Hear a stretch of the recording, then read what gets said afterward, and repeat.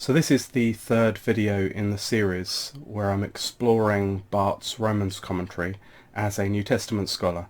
In the previous video I summarized the kind of concerns that New Testament scholarship might have when engaging Romans 8 to 16.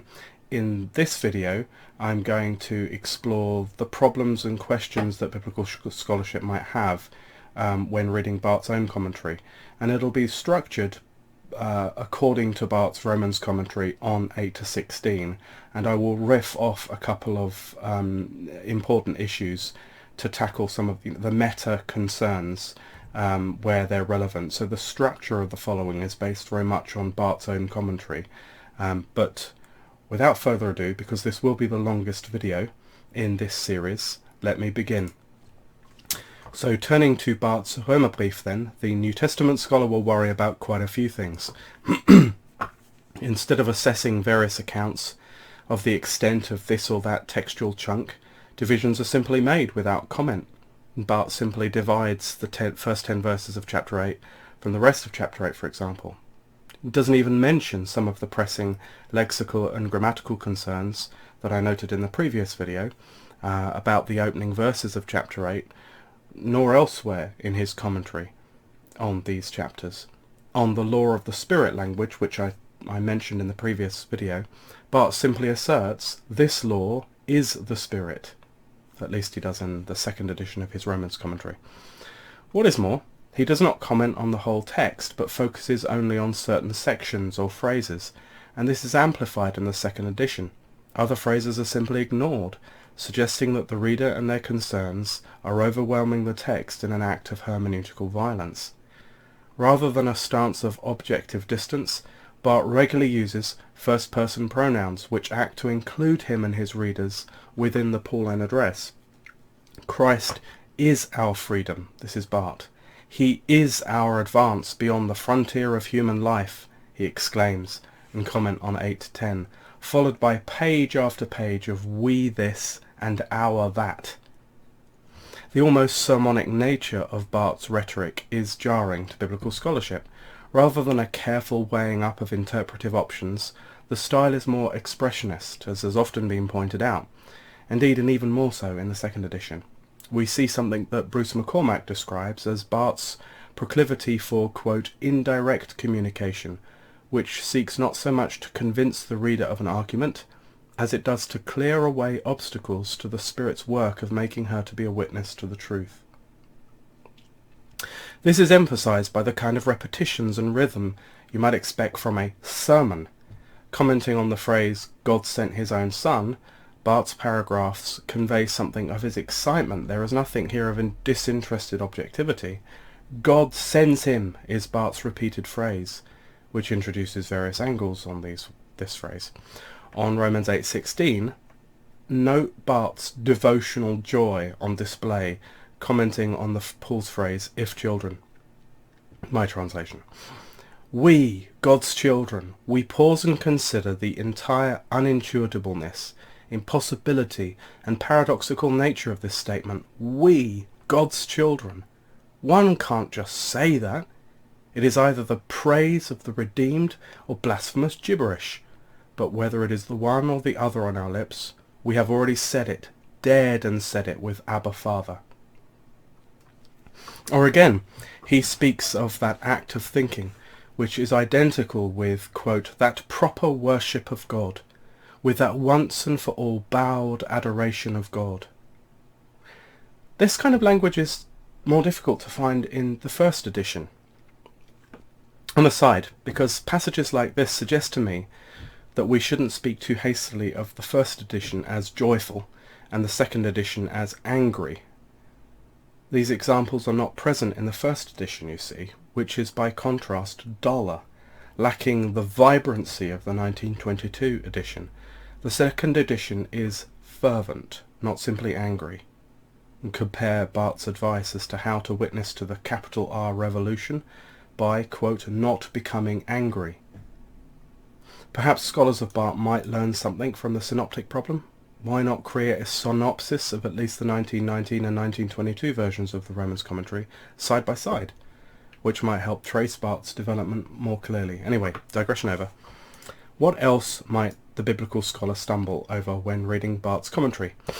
Our key dialogue partners will be other biblical scholars in the main, but in Der Römerbrief there is little by way of such interaction, much less so actually in the 1922 version.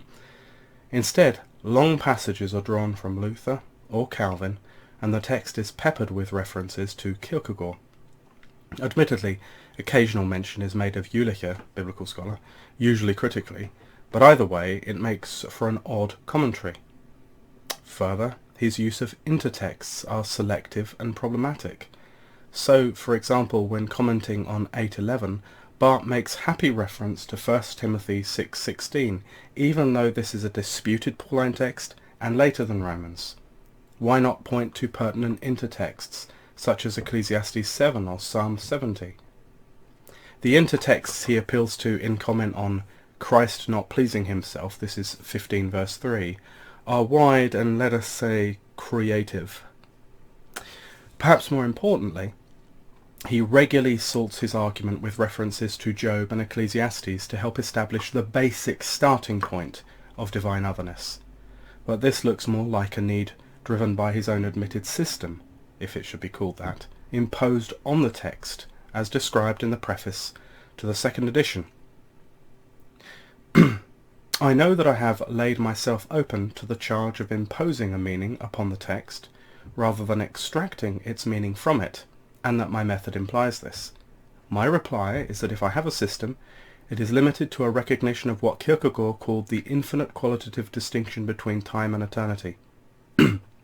He goes on to cite Ecclesiastes to make his point.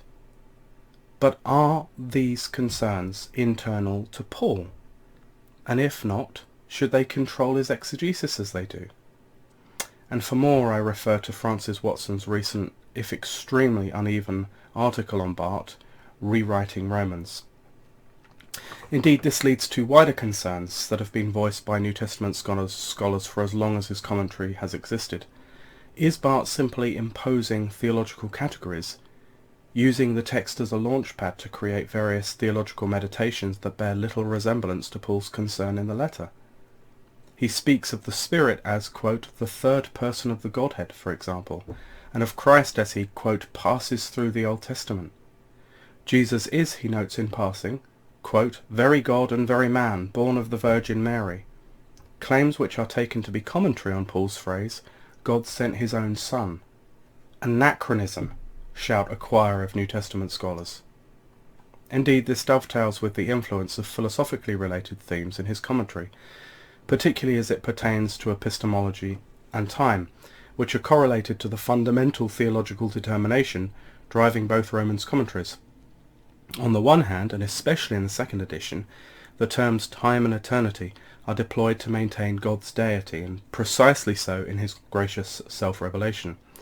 This drives much of Barth's commentary, including Romans 8, particularly the subsection, the truth, as well as his famous comments regarding time in Romans 13.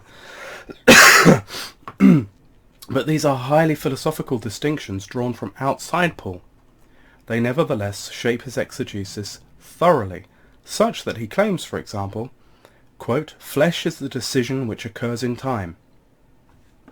Is flesh a decision for Paul? Well, let's go wider. Is eternity concealed yet preserved within our time? Is this a theory of time, if that is what it is, to be preferred over other models? And how can we expect this to be internal to Paul? And if it isn't, how legitimate is it to impose these structures to shape the exegetical work, and so profoundly? Of course, epistemology is related to Barth's overriding concern to negate all human possibilities, to maintain God's sovereignty in revelation. Page after page takes Paul's language, switches the terms of discussion, and then makes it about the lack of human epistemic capabilities with regard to eternity. So the Spirit, Barth declares, is truth, and there is, quote, no objective observation of the truth. But not just biblical scholars see here an imposition onto Paul's letters. Alistair McGrath reasons that Barth has an inordinate stress on epistemological matters rather than those soteriological. And then we turn to his account of Israel in Romans 9 to 11. It may not be a surprise, but Barth's moves here have been heavily criticised. With some cavalier term switching, Barth speaks of the church when Paul speaks of Israel, and of the unecclesiastical persons when Paul speaks of Gentiles. Has not at least the danger of supersessionism reared its head? Term switching, I note in passing, is not an uncommon move for Barth. The same issues arise in his reading of the weak and the strong in the lengthy section entitled The Crisis of Human Freedom and Detachment. This goes through chapter 14 right through to the middle of chapter 15. One might also point out the preponderance of the language of guilt and forgiveness throughout Barth's commentaries. But this kind of language is periphery in Paul at best. Yet for Barth, forgiveness is the righteousness of God. It is the content of proclamation. It is the revolution. The word for forgiveness, the words for forgiveness, however, don't appear in Romans except in one place, 4:7. So these terms are added to the rhetoric, switched in place of others to create a picture Paul has not painted. But there is more. Is not Paul's intent in 9:22 to 24 to distinguish two camps of people, vessels of wrath and mercy? Yet the New Testament specialist might be surprised to see how Barth universalizes vessels of wrath to mean all people in time, and vessels of mercy to mean everybody in eternity. Furthermore, Barth's treatment of the 7,000 who have not bowed the knee to Baal, and this is in the 1922 commentary on Romans 11 verse 4, explicitly runs, as he admits, quote, contrary to the plain meaning of the text. Now, while Paul wants to suggest that even in Elijah's day, one of the worst periods of national apostasy, to quote Keener, God has not left Elijah alone. The point is, God did not and will not abandon Israel. Barth consciously reads these texts in light of what, quote, the Word of God reveals here, such that Paul does not literally mean 7,000, but rather, quote, the invisible church of Jacob, for which there is no limit. And all of this, together with the switching of terms relating to Israel and Gentiles, is, we are told, quote, Paul's meaning. He has laid out, he thinks, quote, the main theme of chapters 9 to 11 with these claims. Barth is even confident enough to state in comment on 10 verses 5 to 6, quote, what Moses means. Cue biblical scholar eye roll. Such exegetical methods are why he can confidently state that, for example, the exhortation to think soberly is not about, quote, the pagan virtue of sobriety, close quote. But this would not explain why Paul, at this point, seems to make explicit recourse to a phrase deployed in classical pagan literature rather than a term typical of his own era. Is it possible that one of Barth's most significant foils, pietism, is determining the exegesis? Yet this decision organizes his exegesis for a few pages. Indeed, Barth's account of ethics across these pages is rather thin, as has been pointed out by others, and Barth's ethics will develop in the next few years after he wrote the Romans commentary.